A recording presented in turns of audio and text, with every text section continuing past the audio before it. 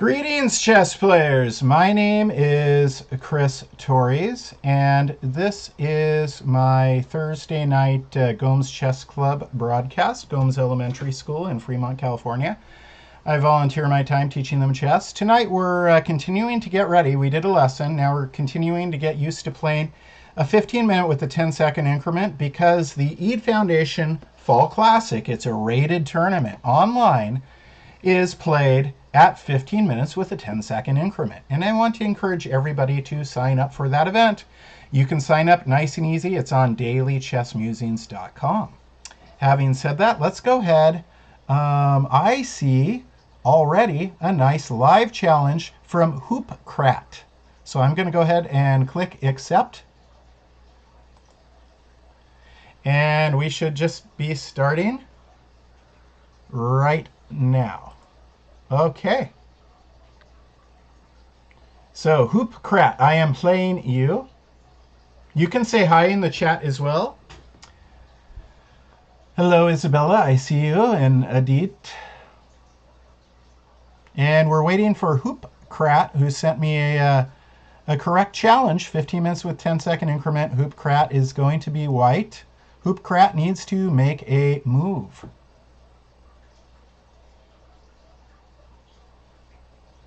Uh, 23 seconds, Hoopcrat. Hurry up. Make a move. There you go. All right. So Hoopcrat starts with a pawn in center. Excellent. Controlling. Occupying e4, controlling d5. I was going to highlight that, but it didn't want to let me highlight for some reason. So I get a pawn in center as well. And they develop a knight. I develop a knight. So I'm playing. I think I've played a different opening every week I've done these broadcasts. Tonight I am playing the Russian game.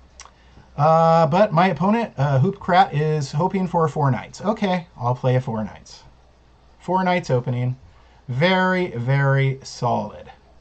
And they bring their bishop out. Good job. That avoids the fork trick.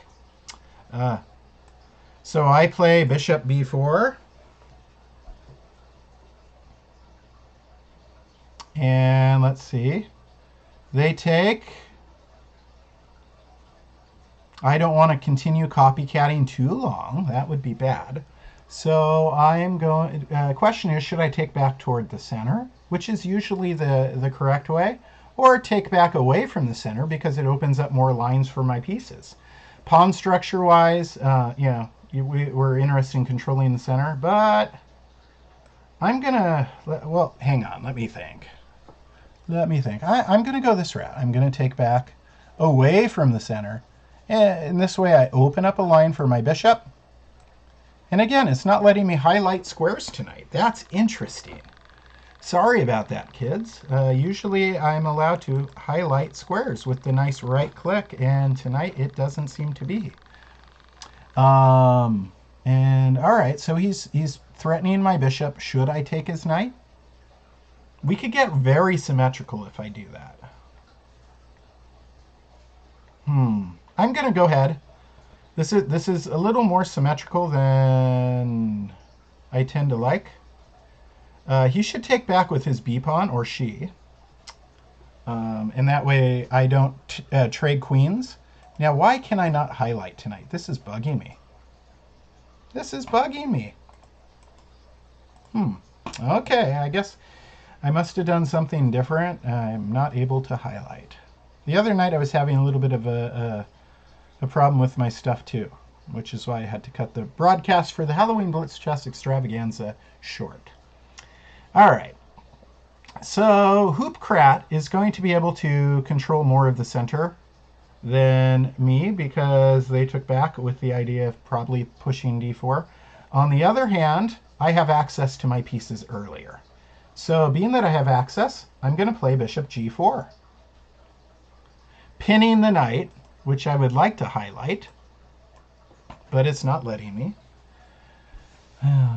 Pinning his knight on f3 to the queen, and castling, very good. Pawn in the center, castled, 2 of the goals completed, and I do the same thing. Pawn in the center, castled. Do not move your knight on f3. I will take your queen. Just don't do it.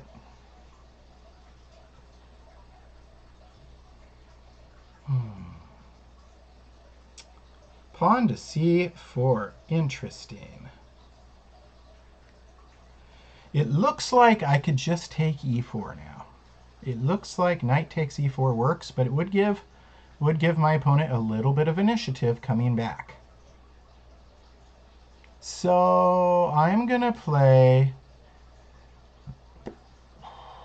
actually going to do it. Knight takes e4. I was thinking about unifying my rooks, but let's get rid of their center pawn. That's playable. That's fine, but I think it might have been better to play rook e1 or queen e2 there.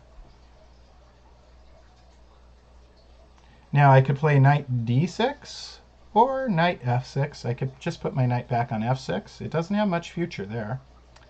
Knight to c3 seems a little too aggressive, perhaps, because I can't support the knight there. I don't have a pawn that can help the knight out.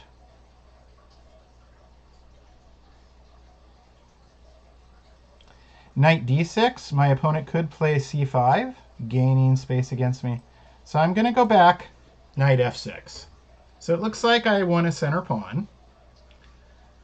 And so I have a pawn in the center. I have castled. I would like to unify rooks. I do not like this pin very much. Should I put the question to his bishop right now? I could play h6, or I could play queen e7. The problem with queen e7 is then if they take the knight, then I'm moving the queen twice, so it takes me an extra tempo to get there. But they would be removing their own pin. The other problem with queen e7 is maybe they're going to play rook e1 and really stack a lot of pressure here.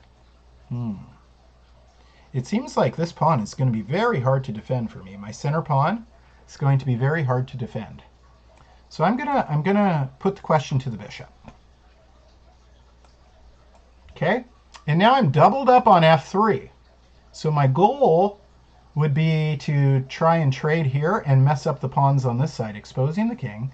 The pawn structure already has an isolated pawn. On a3.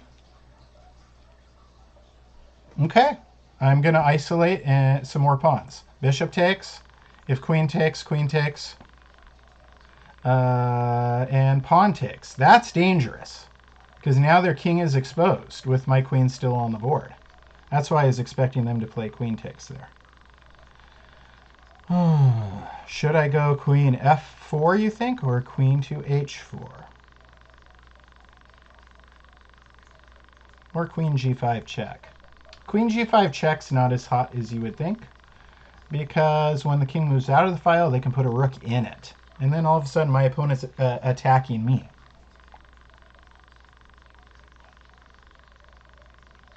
Let us see. What am I going to do? And again, this is very good training for this kind of time control. This time control, hopefully you're seeing my advertisements popping up in my broadcast too. I have the free Thanksgiving break chess camp coming up Friday, Saturday, and Sunday after Thanksgiving. And we've also got the Eid Foundation Fall Classic. If you don't know a lot about the Eid Foundation, go to dailychessmusings.com. Read about the tournament and click over Check Out the Eid Foundation. James Eid does a terrific job helping in the chess community. So I enjoy helping raise awareness for his foundation. I'm going to go to f4. Why f4? I'm still defending e5. I'm in a very powerful location with my queen. I'm defending d5. Queen h4 was also, a similar kind of idea. But at the end of the day, I liked f4 better. Now, I could play pawn to f6 here without being punished. It would be opening up the king, moving the f-pawn, but my opponent doesn't have a light bishop, and the queen cannot get out.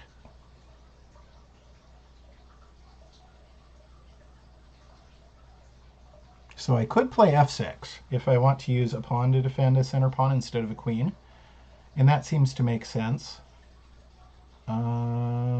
Otherwise, I should be activating my rooks. But I'm going to take a moment and play pawn f6.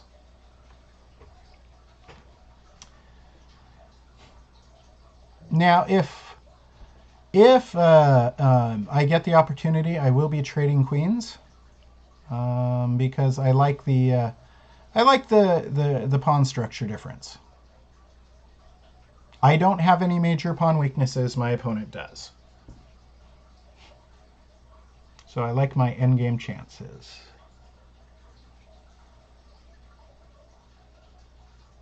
King moves to f1. Interesting. Oftentimes your king does want to be active in an endgame. Oftentimes they do. This gives me access to h2, which again I'm not able. I wonder why all of a sudden I'm just not able to highlight. That's kind of annoying. I kind of like drawing arrows and highlighting squares.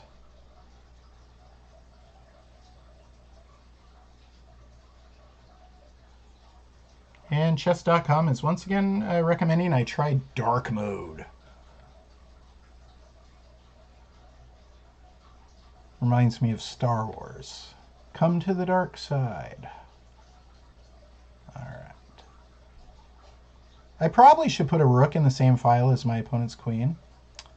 What I'm thinking is maybe I play pawn. Eventually, I want to play pawn. This is where I could highlight squares if it allowed me to. Playing pawn b6, playing pawn c5, playing rook to e8, and rook to d8. That would be wonderful if I could get all of that done. First, we'll put a rook in the same file as our opponent's queen. This rook may come up here and threaten my queen.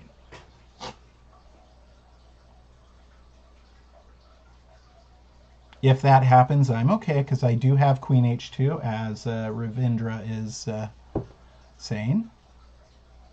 Oh, it's Adit. Yes. I've looked at queen h2, but see, I want to utilize all my pieces. Oh, so they went to f1 to go to g2. This is wasted tempo, right? They didn't need to go to f1 to go to g2. There's no need to triangulate here.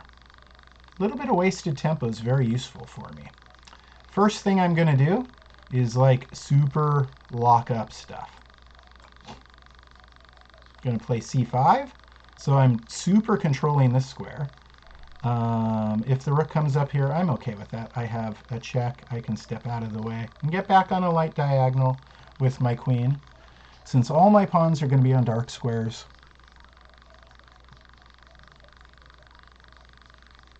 just trying to use good technique here.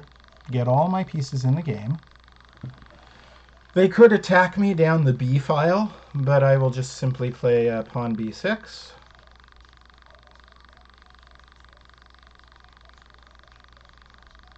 And they did. Okay. So I play pawn b6 as predicted.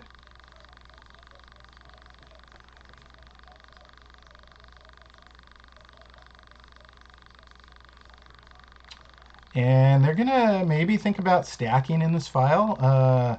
If they want to create action in this file, they're going to have to weaponize their isolated a pawn and scoot it down the board. That's the only way they're going to create action.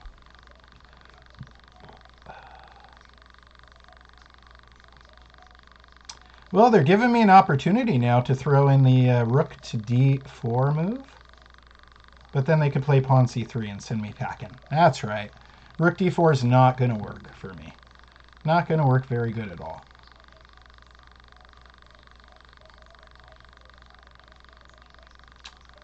I'm going to go ahead and improve my other rook. So I've improved all my pieces. I'm expecting maybe this rook here or their rook. I'm sorry, I can't draw arrows. But I'm expecting my opponent to play rook e4 or queen to b1 maybe. Because they moved this rook up, it seems like maybe they're thinking of stacking there.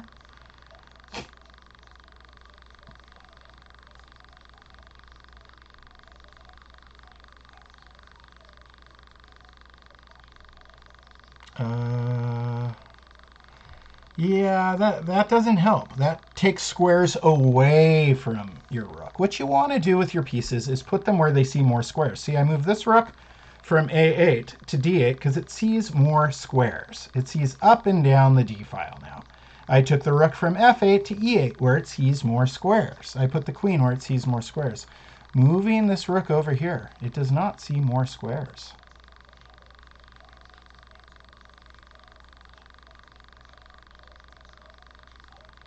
Hmm.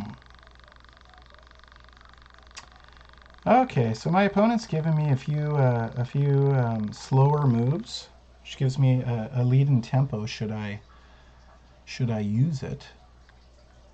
If they start weaponizing this pawn now, I can simply play a5, and I have a big X over here. It locks up that whole side of the board.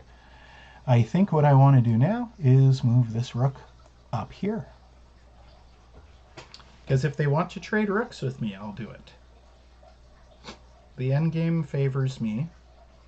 Just a king and pawn endgame even would favor me with the pawn weaknesses that my opponent has. It gives my king some targets to work on right away.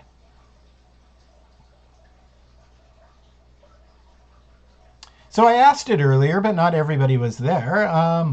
What was your favorite piece of Halloween candy? Did you want to let me know in the YouTube chat? Your favorite piece. What is your favorite Halloween time candy?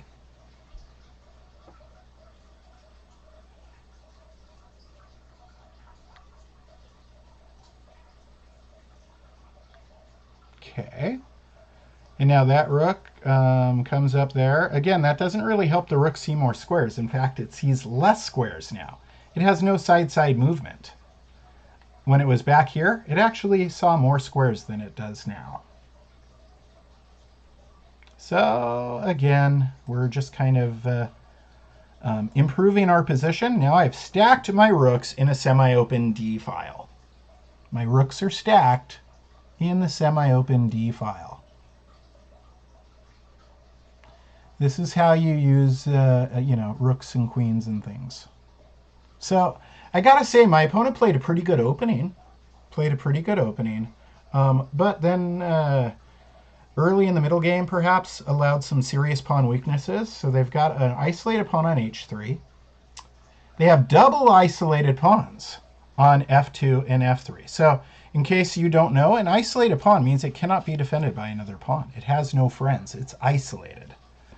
These two pawns, f2 and f3, even though they are stacked, are isolated. Kit Kats are Adit's favorite candy. Yeah, Kit Kats are pretty good, huh? When it comes to candy bars, my favorite is a Crunch Bar, which is similar to a Kit Kat, I think.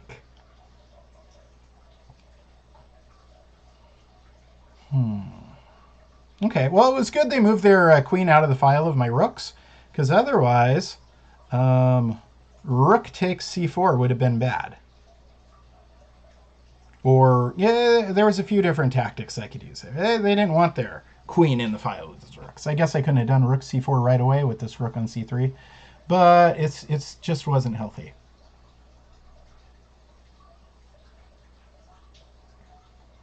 How do I make progress now? This is hard. This is hard. And my time's a ticking down. It's ticking down. But, remember, ladies and gentlemen, this is the time control you're going to be playing in the Eid Foundation Fall Classic. And there is a lot of time. Now, I don't have as much as I might think, because I do have another lesson that I'm supposed to begin. But oftentimes my student catches my live broadcast and knows when I'm running late, so that's useful. Okay.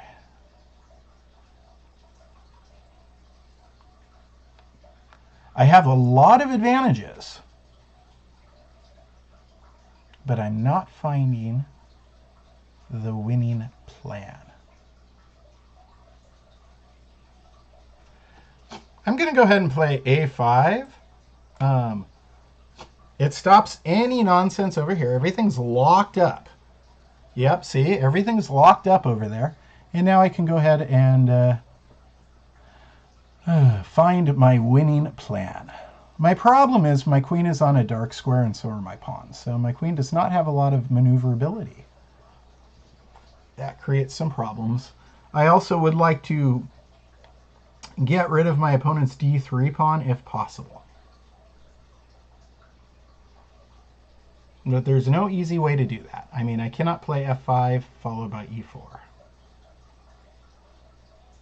Checks, captures, threats. Checks, captures, threats.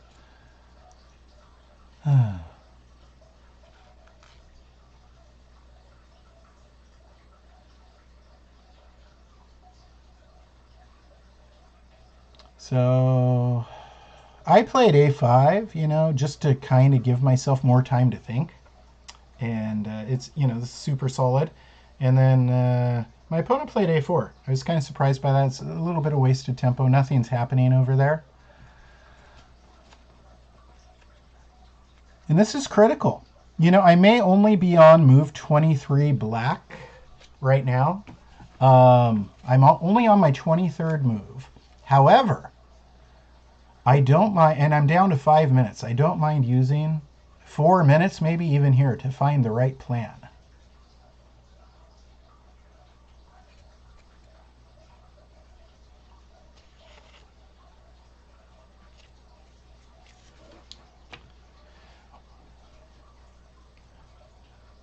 This is a little bit tricky. Little bit tricky. Down to 4.5 minutes, and I still. What am I missing? I feel like I'm missing something quite obvious here. Don't tell me in chat, by the way. Do not tell me in YouTube chat, because maybe you see it. I feel like I'm just missing something obvious. I mean, I could play pawn c6. I could play pawn to b5, try and break things up over here, but my pieces are not in position for that necessarily. But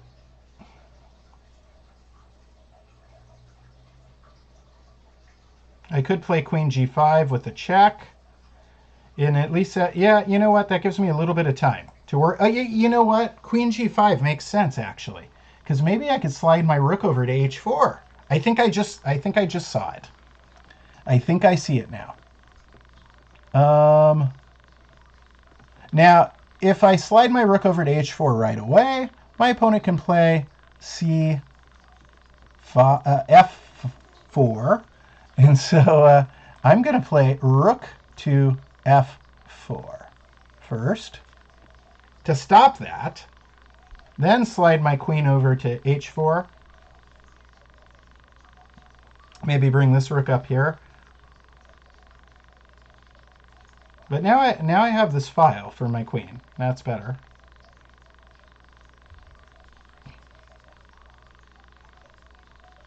So white is contemplating their 25th move. They're spending more time than normal on this move. Okay. I think this causes a forced trade of queens, and that's okay with me. I said this already, but do I want to? I mean, it looks like I could just win this pawn now. No, I can't, because they could play queen f1 to defend it. Okay. So I'm gonna trade queens. Let's trade. Actually, it's not a forced trade. They could go up there. It's not forced. I stand corrected. And now I gotta be careful in these kinds of situations, not to put my rooks where they don't belong. But I also have to play a little bit fast.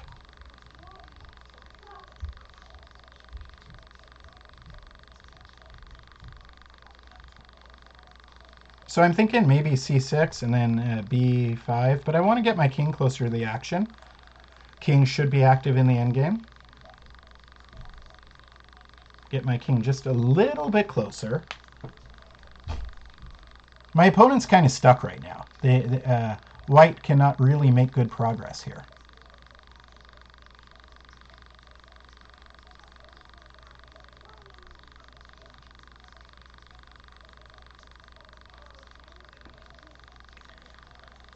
Okay, do I want to move my king to e6? No, I don't think it's going to be a draw, Adit. I do not think so. I'm going to figure it out. I will.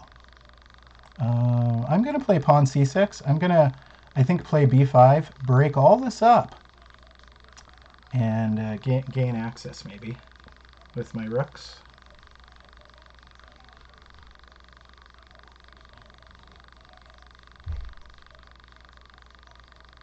King e2. And now I believe this pawn is just free over here. He cannot defend it in time. So I took, it's kind of odd to take away all your opponent's useful moves. You know, actually, I made a huge mistake. I made a huge mistake. He could move his rook over here and start pounding me on b6. I should not have done that.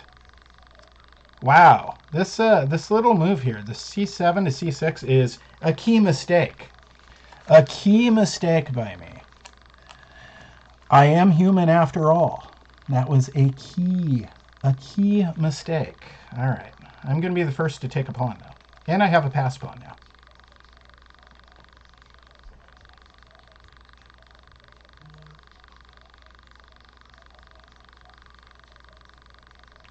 Take this way or take this way? Let's see. How should we do it? Let's go this way. I think we have slightly better defensive chances. He's going to move his rook over one, and this is a disaster for me. And I allowed him to do this. Or her. By moving... Yeah, see, I should have moved my king closer a while ago. This is not good. Not good. This could end up being quite critical. All right, so if this goes here, I'm going to scoot my king over, defend this pawn and this pawn. I think I know how this is going to play out now. I think I'm still going to win, but I really messed up. c7 to c6 was a huge blunder. What move did I play that on? Move 29, I made a huge blunder. No excuse for it, Chris. No excuse. Now, probably the rook's going to go behind my a5 pawn to create a passed pawn. Yep. And I'm going to get my rook over behind their pass pawn. And then start scooting my h-pawn forward. And this is how I see it playing out.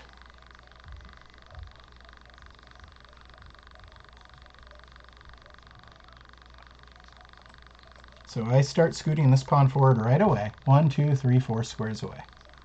4 squares away. They can create space to advance their pawn by playing rook a1 and then trying to come over here and check me at some point.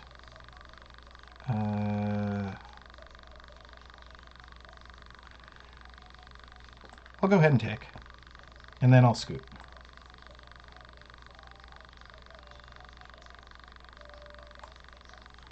Three squares away, and I expect their king's going to go up. I expected king b2 there.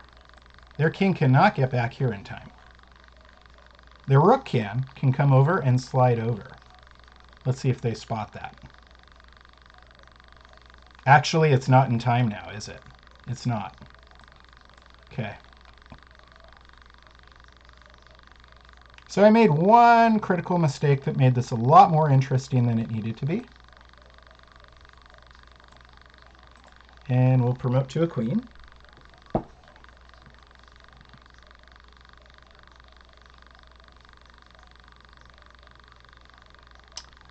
And let's see. Best technique here is to just say check. Nope, nope, nope, nope. You know, if I could get my queen to e5, it would just be checkmate. It would just be checkmate. Let's see if we can get a checkmate. This is an epaulette mate, named after the epaulettes that, if you've ever seen a marching band with the fringe, those are called epaulettes. And if you look at the king right here,